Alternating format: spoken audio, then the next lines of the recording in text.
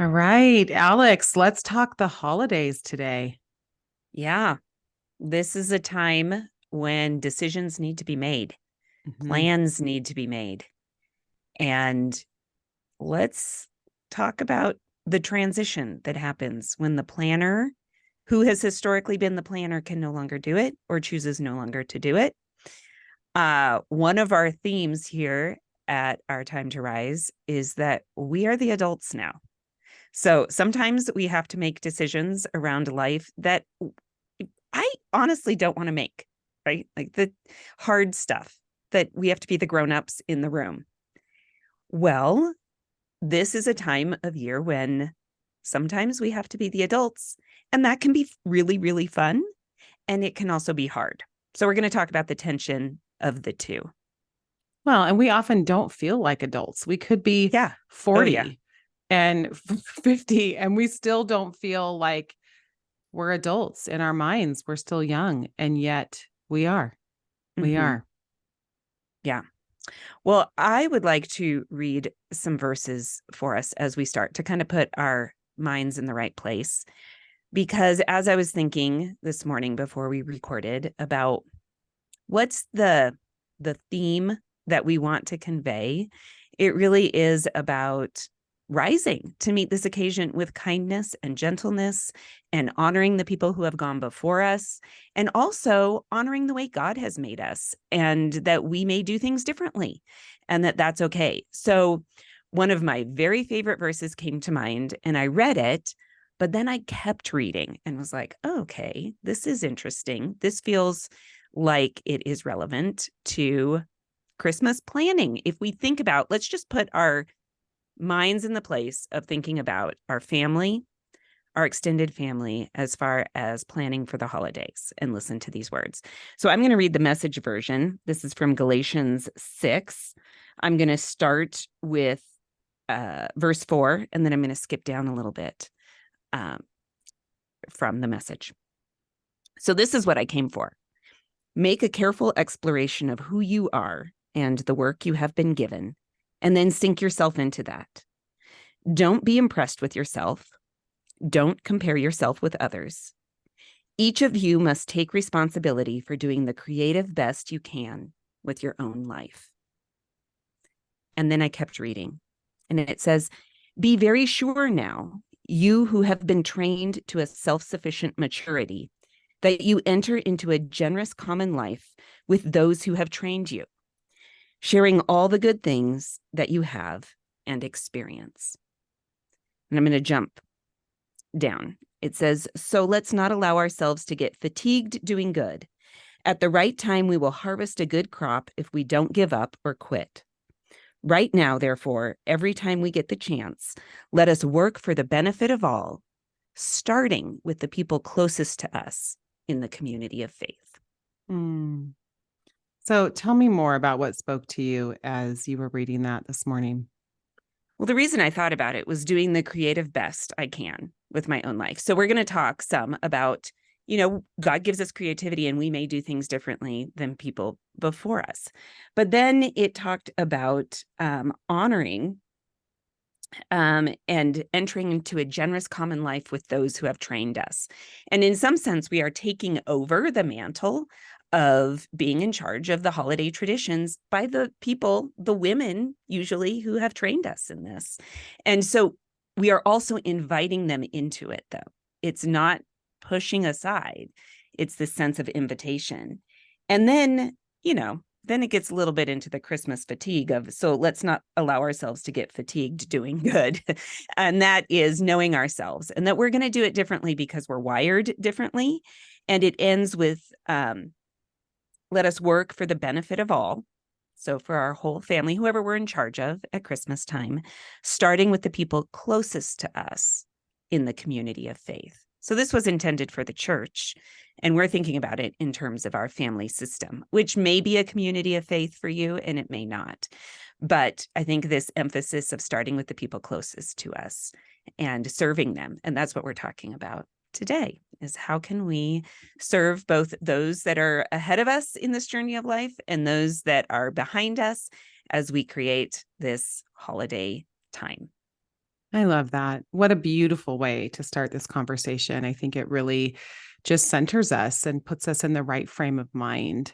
Mm-hmm. So, what are we talking about when we say it's time for us to become the holiday pilot? And why did we even use that language? Like, what does Mm-hmm. that mean? Mm-hmm. Well, the reality is families change over time. So we have experienced a family changing in our own home, right? I no longer have kids who believe in Santa. I have kids who are only home part of the year and they're coming home. So within my own home, family is changing, which means Christmas traditions are changing. But often we have traditions that fall under a larger family group, maybe an extended family group. And what we hear from our listeners is that as we start to take over some of the adult responsibilities for our own parents, that can also mean taking over some of the holiday traditions. And we want to do that in a way that feels honoring. And it is going to feel a little bit bumpy because we aren't going to do things exactly the same way, but we don't want it to feel hurtful. So, how do we recognize this is a transition time? Transition includes bumps. And how do we rise up to meet this moment? And maybe this is a process for our listeners that they've been going through for years. I would say probably in most extended families, this is a gradual process of taking over the holiday responsibilities. But part of it is we just want to acknowledge that this is happening for us and when I say us, I mean the Our Time to Rise community, that this is happening. And I don't know that we talk about it very much. And we want to be talking about things that our listeners want to talk about, but they can't find other places. And I just haven't heard anyone have this conversation specifically around Thanksgiving, Christmas traditions. Well, and I want to also say that some people listening may be the holiday pilot already Mm-hmm. and maybe in that position where they're having to look at, is it time for me to transition? So I think there's people all over that are listening right now. And we just want to say, we see you. We see you wherever Mm-hmm. you are. And I hope this conversation is beneficial wherever you find yourself in it and gives you some things to think about. So, what we're going to do today is we're going to just give some scenarios that we've heard other people say, that we've experienced ourselves, or that listeners have shared with us.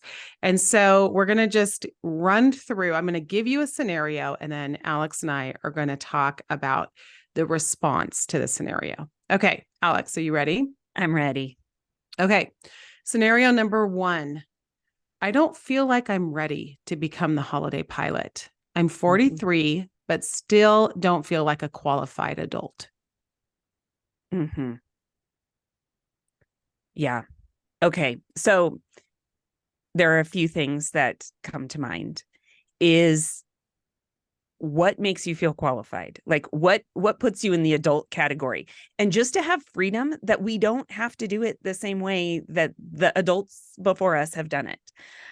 There is freedom here in this. And we put so much pressure on ourselves to be I don't know, to take in the expectations that we typically put on ourselves that we gather from all of these different places. And it may be, it's the way my grandma did it. It may be, I see it on TV, whatever. Like it could be actual people, or it could just be cultural expectations that we gather and then put on ourselves. And so I just want to give freedom that to be an adult just means you're an adult. And Christmas and Thanksgiving can look the way you want it to, though we are going to talk about maneuvering through other people's feelings. And sometimes, this also came to mind, sometimes we are put in this role because the person who has done it before is either opting out or has passed. And we are grieving as we take on this new role. We are missing that person.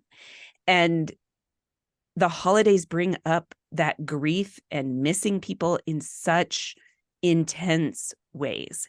And so, again, we want to acknowledge that this may be part of it and that it's okay to hold both the grief and the celebration planning at the same time and to do what you need to do in that For some people, they want to forge ahead and create some new traditions or continue old traditions.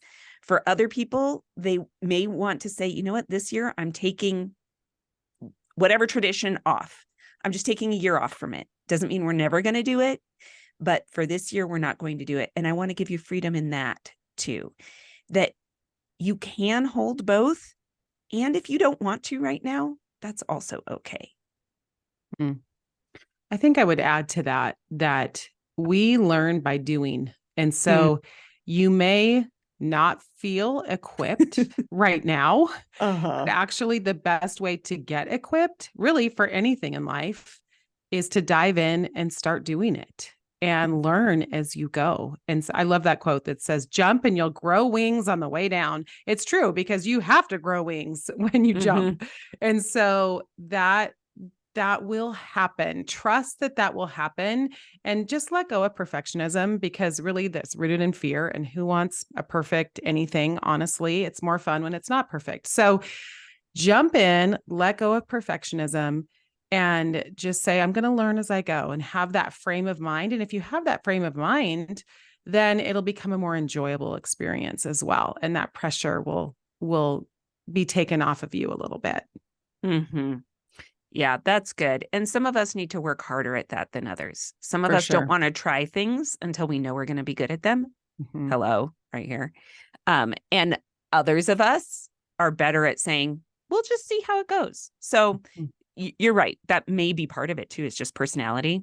So for all you perfectionists out there, it's not going to be perfect, and just go with it. Okay.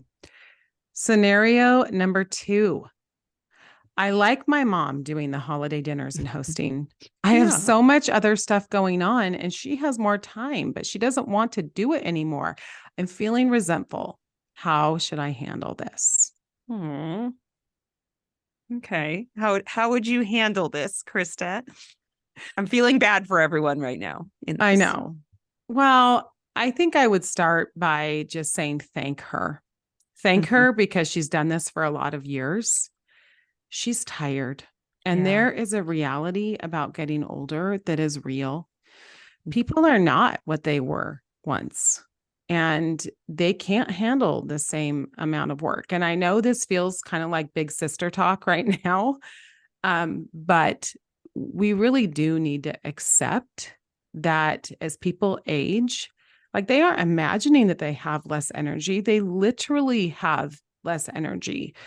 I mean, even if we look at kind of the physiological, like what's happening physiologically, the cumulative damage to the mitochondria, it makes them less efficient at turning fuel into energy. So if we're talking like literally like down to the cells, and the number of mitochondria per cell reduces, and as a result, their body has to function with 1/2 to 1/4 of the energy that it had in its youth when they were youthful. Like, that's just like a physiological reality. Like, people, they're tired. They literally are tired. And so even though they have more time, they've transitioned to a different phase of life physically.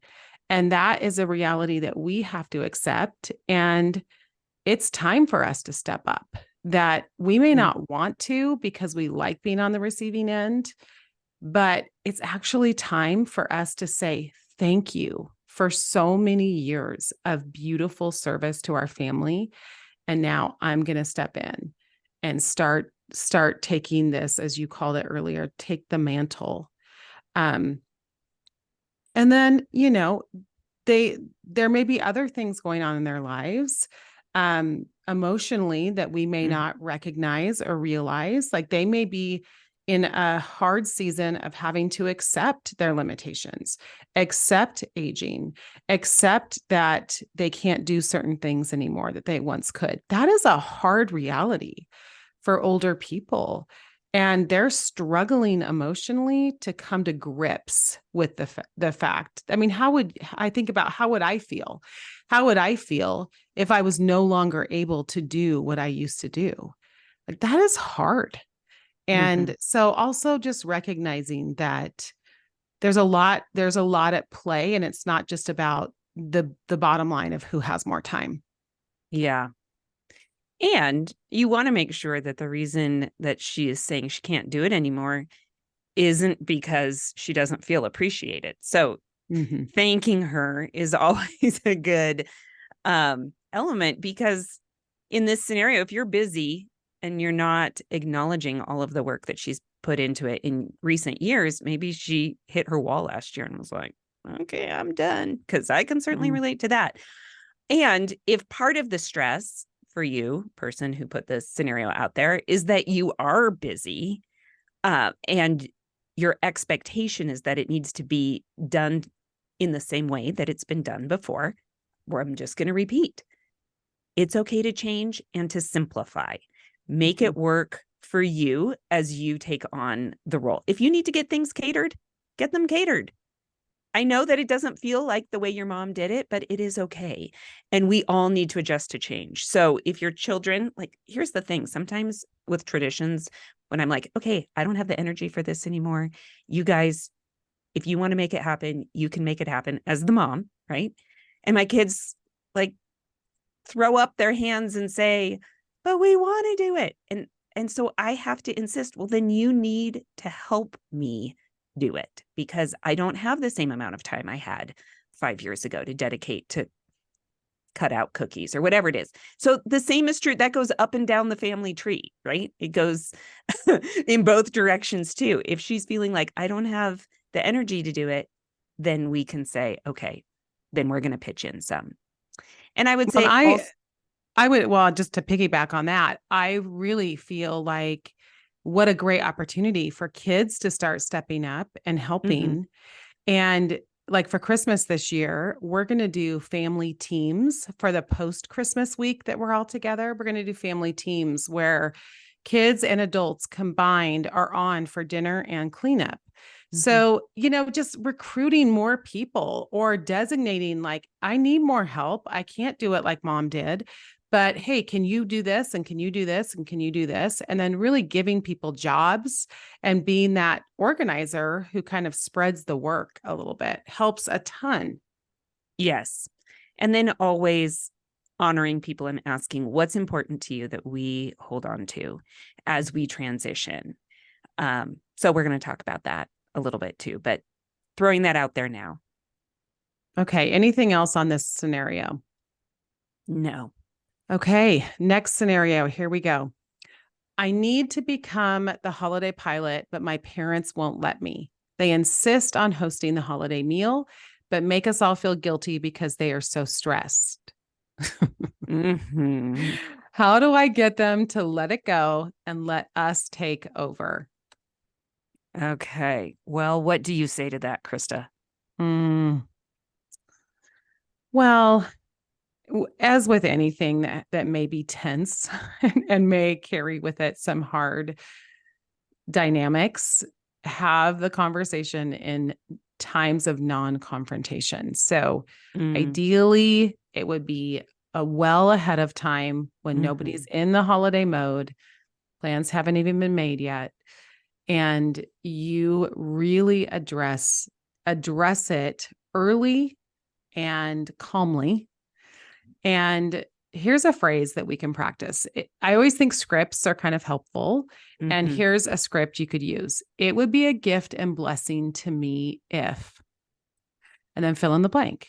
So it would be a gift and blessing to me if you would let me take, and maybe you don't want to say charge, but maybe take the reins of organizing the holiday gathering this year. Because then if you phrase it like that, then they're actually doing you a favor, which is it's a good, gentle way to approach it, because it's not like I have to do this because you're so stressed, blah, blah, blah, blah, blah. And you make it miserable for everybody. It's not that lens. It's more the lens of this would be a blessing to me if you would let me do this. That's a completely different way to frame something. So I think that's helpful and more gentle. Again, if our goal is to honor people, then how can we use our words and phrasing to do that? And then maybe help them identify their goal for the holiday gathering. So what do they want to feel like? I mean, for example, My guess would be they actually don't want to be stressed. They would prefer not to be. And yet they probably haven't thought through that. Like, what do they want to feel like? How do they want to experience the holiday gathering? What would be, this is something I ask in coaching a lot. What is success to you? What does success look like to you? So even you can do that around the holidays. What does success look like? How do you want to feel at the end of that day? And then maybe help them. That gives them a little bigger picture of, okay, well, this is how I want to feel. And then what would it require for me to feel that way? And most likely it would be not being fully in charge of the whole thing that day, because then it is stressful. Yeah. Or pacing themselves in a different way. And I wonder too, instead of saying it would be a gift and blessing to me if you let me, if you just say it would be a gift and a blessing to me if I made dinner, like take the you out of it even. Yeah, totally. And so I really like having that script available to practice. And that can be used for lots of people in lots of scenarios. It would be a gift and a blessing to me if you made curfew. No. But whatever the scenario is, I think that's a good phrase as we go into the holidays and we're talking to people about changes.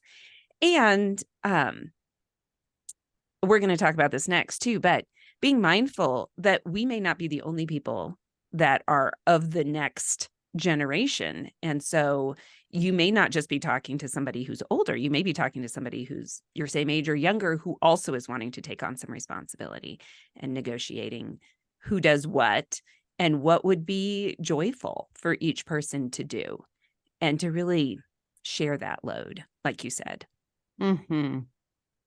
Okay. Next scenario. As the new holiday pilot, I want to put my own spin on our gathering and start some new holiday traditions. However, I know people will be mad if I don't do what we've always done. How do I handle this? Yeah. So I think your scripts are helpful. I also, like I said, think letting other people put their own spin on things too. What you said about having these conversations early, but this idea of how can you control what you can control in a way that feels celebratory to you, even if it's not your ideal. That this is the world of compromise here, that maybe somebody is going to also put their spin on things and say, we're out. We're going to Tahiti for Christmas, and you've always spent Christmas with them. And maybe it's even your own adult children that are not coming home, and setting some boundaries that you really are thinking, are you trying to ruin my life? Are you trying to ruin my Christmas? And instead to kind of say, okay, I can't control that they're not coming back, or I can't control this decision that they're making. So what can I control that is going to make this the best Christmas possible, given what I have? I have talked to 2 different families in the last week with very different situations about grief and loss and how it comes up at Christmas time, and that they're already anticipating that. One was somebody who has gone through a divorce recently, and one is somebody whose kids have a lot of trauma. They were older foster kids who were adopted, and the holidays bring up a lot of stuff. And they just said, we realized over the years that Christmas brings up the hard. And so we're going to mix it up. We're not going to do it the same way we've always done it because it hasn't been successful. And so both of these families are incorporating trips into their Christmas season because it takes them out of the same triggers that recur. So it is okay. Sometimes change really is healthy, not just something that has to happen, but is a really good thing to happen. And we can proactively make those changes. Okay, Krista, what do you say when you want to put your own spin on things, or what would you say to this person if they're worried people are going to be mad if they make some changes? I think where I'd start, the first thing I'd say is don't make assumptions about things you don't know. So you actually don't know if people are going to be mad at you. Mm-hmm. So don't, Yes. first of all, make that assumption that people will be mad at you. I think that's one of the things it's so weird how we play these games in our heads and we're like, they're going to be so mad. And I mean, have your kids ever said that to you? And you're like, Yeah. what are you talking about? I'm not mad about that. Like, that's so silly. So I think that's the first thing is don't assume people are going to feel a certain way when you really don't know whether they will or not. Mm-hmm. Mm-hmm. But I think, can I talk about another script? Because I think scripts Yes. are Mm-hmm. I think another script you can say and use is whoever is the person that you think the change might be hard for, you could say to that person, would you be willing to meet with me about Christmas or Thanksgiving or whatever it is? I have some ideas I'd love your input on. So you tell them why you want to meet.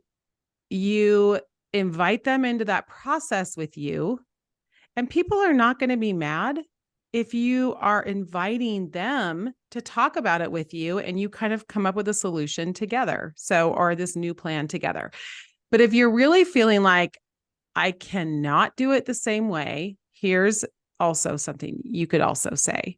And that is, I would really love to do blank. So let's use let's just say an example you said. I would really love to cater some of the dinner. It fits well with who I am or my gifts and talents because blank. I realize this is breaking from tradition and I want to honor how you feel about that. Can you tell me your thoughts? So, or I would really love to do a new dinner for Christmas this year. It fits well with who I am because blank. And I realize this is breaking from tradition. What are your thoughts? Right. So we're stating what we would like to do, but we're also inviting that cooperative process.